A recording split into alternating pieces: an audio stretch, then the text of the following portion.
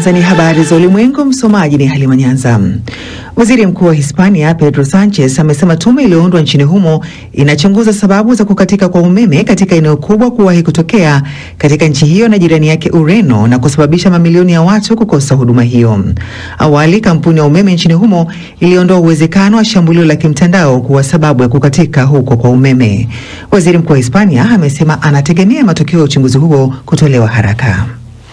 Los técnicos de red eléctrica siguen realizando un análisis de su sistema. Mafundi wa gridi ya umeme wanaendelea kuchunguza mifumo yao. Tuna matumaini ya kupata matokeo yao ya awali katika saa chache zijazo, kama sio siku chache zijazo. Sambamba na hilo, kampuni za kibinafsi zinazozalisha nishati nazo pia zinafuatilia suala hilo katika vituo vyao, jambo ambalo linapaswa kutuwezesha kujua kwa undani zaidi kile kilichotokea katika sekunde hizo 5 ambazo zilisababisha kushindwa kufanya kazi kwa mfumo wa umeme kukatika. La caída del sistema.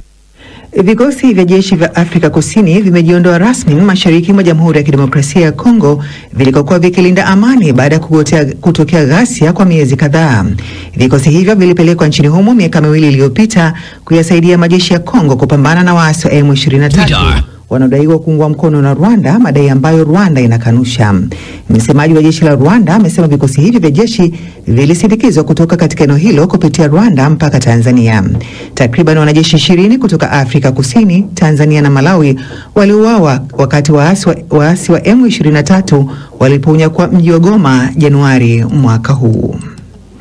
Shirika la Hilali Nyekundu la Palestina limesema jeshi la Israel limemwachia huru tabibu mmoja aliyekuwa akishikiliwa tangu kutokea kwa shambulio la mauaji lililofanywa na Israel katika gari la wagonjwa kusini mwa Gaza wiki 5 zilizopita. Asad al-Nasra alikamatwa wakati wa operation ya kijeshi iliyofanywa karibu na mji wa Rafah ambapo jeshi la IDF liliua wafanyakazi wa dharura 15. Ameachiwa huru baada ya kutojulikana alipo kwa wiki kadhaa. Unaendelea kusikiliza habari za ulimwengu kutoka idhaa ya Kiswahili ya BBC.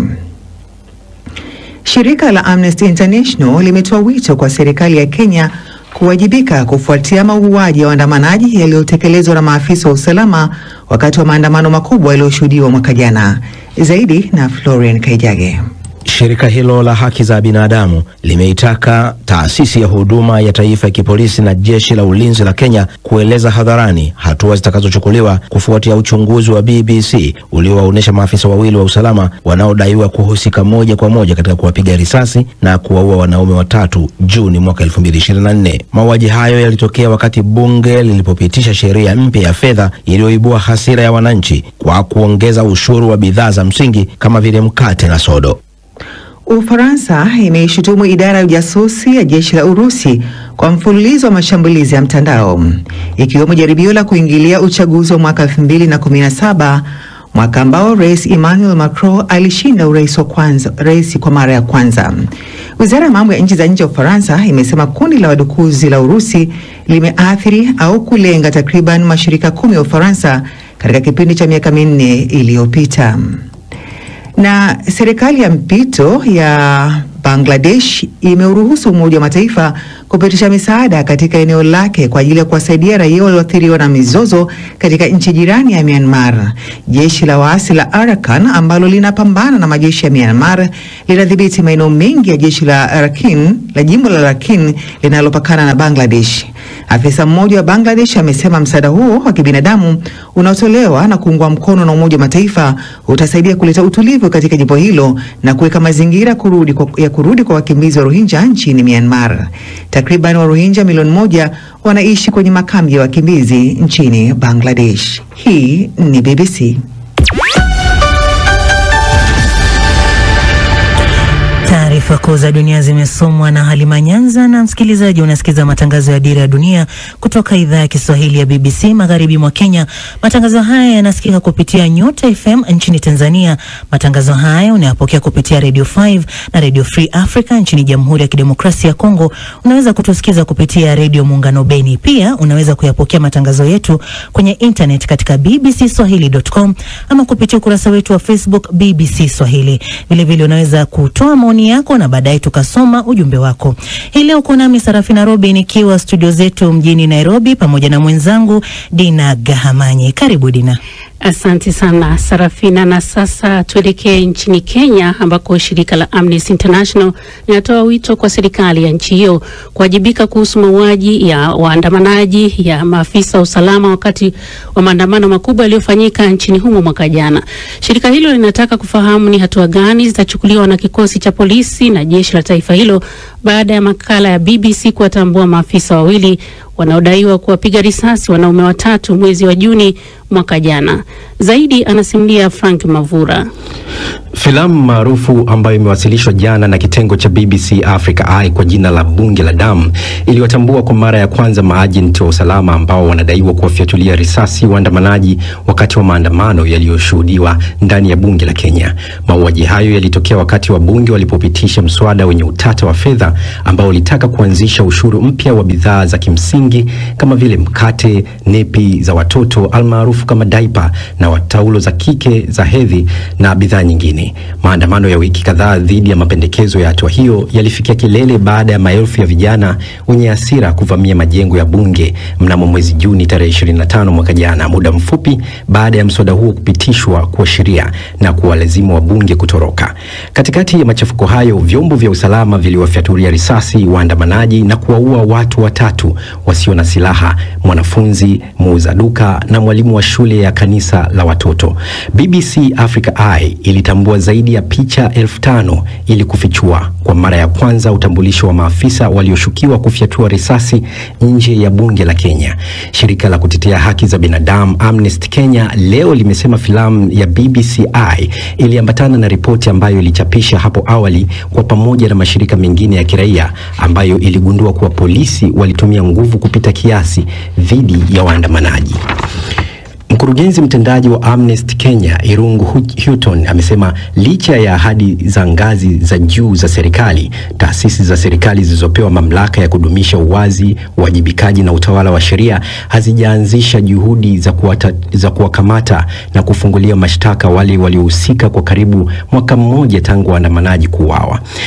Shirika hilo lilidai huduma za kitaifa za polisi na vikosi vya ulinzi vya Kenya kuchukua hatua kufuatia ufunguzi wa BBC Africa Eye. Houghton alisema tunazitaka kuchukua hatua za kuelekea hadharani, hatua zilizochukuliwa kuhusiana na matokeo ya makala ya BBC ya Bunge la Damu ambayo inawatambua maafisa wawili wa usalama wa serikali wanaoshukiwa kuwaua Erickson Mutisia, David Chege na Eric Shien. Mamlaka huru ya kusimamia polisi IPOA kilichopewa mamlaka ya kuchunguza malalamiko ya umma dhidi ya polisi ilichapisha taarifa ya kusahihisha madai kwamba hakuna hatua serikali imechukua, wakidai kwamba uchunguzi unaendelea na kuna kesi ambazo tayari ziko mahakamani kujibu waraka huo. Iliorodhesha mauaji ya watu watatu waliotajwa katika makala ya BBC Africa Eye kama mojawapo ya kesi zinazochunguzwa. Shirika hilo lilisema vifo 60 vinavyohusiana na maandamano ya mwaka jana vimesajiliwa na mamlaka imekamilisha uchunguzi wa kesi 22. Inafuatilia kesi 36 kikamilifu na ina kesi 2 zilizoko mahakamani kwa sasa. Wakati huo onyesho la faragha la filamu hiyo jijini Nairobi lilikatizwa kutokana na shinikizo kutoka kwa serikali. Msemaji wa BBC alisema, tumesikitishwa sana kutoweza kuonesha filamu na kufanya mjadala wa jopo kama ilivyopangwa. Filamu hii imetazamwa mtandaoni na kwenye runinga na mamilioni ya watu na ilichapishwa tena na vyombo vya habari vya Kenya. Shukran Frank Mavura. Tukiendelea msikilizaji, ni kuwa lakini shirika la Amnesty International limepokeaje makala ya ufichuzi ya BBC Africa Eye? Awali Hamid Abubakar amezungumza na Zaina Kombo kutoka shirika la Amnesty International nchini Kenya. Tumechukua ripoti hii kwa uchungu na uzito kwa sababu inaongeza kwa ile ripoti yetu ambayo tulikuwa tunasema tunahitaji uwajibikaji wa serikali na asasi za usalama kwa sababu watu walipoteza maisha yao. Tukiangalia wale ambao walikuwa wameonyeshwa katika nakala ya BBC jana, hawakuwa na chochote, walikuwa wao tu na nguo zao zile walikuwa wamevaa, so hawakuwa na kupigana na mtu yoyote. Kwanza ule wa mwisho alioneshwa alikuwa Shieni, alikuwa anatoroka maeneo ya bunge. So huyo si mtu ambaye utasema alikuwa anapigana na mtu. Na kama kulikuwa na chochote kile walifanya kibaya ndani ya bunge, wangefaa kuchukuliwa hatua kama inavyopaswa kwa kila mtu katika nchi, sio kuuawa.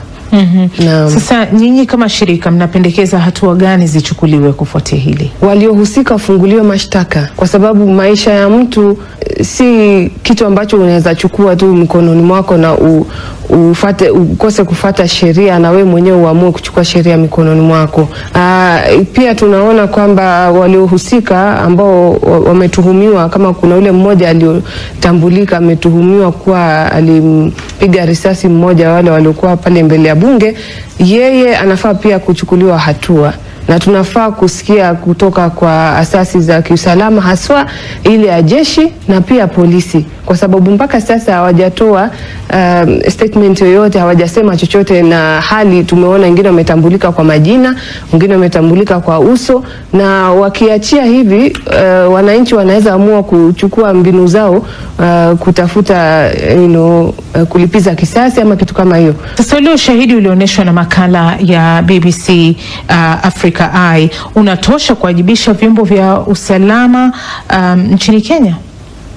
Tuseme utachangia, ikiwa kweli tumeamua kuwa tunataka haki ya wale wote waliokufa, inaweza kuchangia, kwa sababu iko njia ambayo kwa mfano IPOA wanaweza tumia pia video kama hizo kuchangana na ile yao walionayo tayari, kwa sababu watu walijitokeza kwenda kuandikisha statement kwao, walijitokeza wale waliokuwa waliona mambo kama haya yakifanyika, lakini tunaona mpaka sasa isipokuwa ni jana tu ndio wametoa hiyo orodha ya kesi na vile zinavyoendelea, bado walikuwa wamenyamaza. Naam. Sasa katika siku zijazo, Zaina, unaona kwamba serikali inafaa kukabiliana vipi na waandamaji ndipo sasa tuweze kuepuka hatua ambazo tumeweza kuziona kwa sasa? Serikali ni ifuate tu sheria, ndio sisi wote pia tutafuata sheria. Kuna ile Public Order Act ambayo inaeleza katika kipengee cha 5 section 5 inaeleza ukitaka kufanya maandamano lipi la kufuata, na watu wamekuwa wakifuata hivyo, lakini sasa kumekuwa na changamoto kwa sababu ukipeleka hata ile notisi, ukipeleka polisi kusema sisi tunapanga maandamano tarehe fulani, saa zingine wanakufukuza nayo, saa zingine wanachukua wataki kustamp ile kuonesha kwamba wameipokea. Okay, si idhini, kwa sababu ni notice, sio permit. Kuna tofauti. Sio kwamba wanatupatia ruhusa tayari tumepewa na kipengee cha 37 ya katiba. Sisi tunafaa tu kuwapatia kwa taarifa yako, kwa taarifa yenu, tuko na maandamano tarehe kadha, tutatumia route hivi na hivi. Mkubwa wetu mwenye atasaini ile pale chini ndo anaonekana kama mkubwa wa hiyo maandamano, na kisheria anafaa kuweka jina lake na contact yake, kwa sababu kitu kikifanyika wakati huo pengine yeye ndo anaweza kuitwa pale kuwajibika ama nini. Lakini imekuwa sasa ni kama ukipeana hiyo jina na ukipeana hiyo namba yako ya simu, inakuwa badala ya kusaidiwa na kusapotiwa na hiyo security, inakuwa wewe ndo unafatwa kuambiwa kwa nini nafanya jambo kama hili, ama kunyanyaswa ama kusumbuliwa. So sote tufuate tu sheria. Na huyo ni Zaina Kombo kutoka shirika la Amnesty International nchini Kenya, akizungumza na mwenzangu Hamida Abubakar kuhusiana na makala ya ufichuzi ya BBC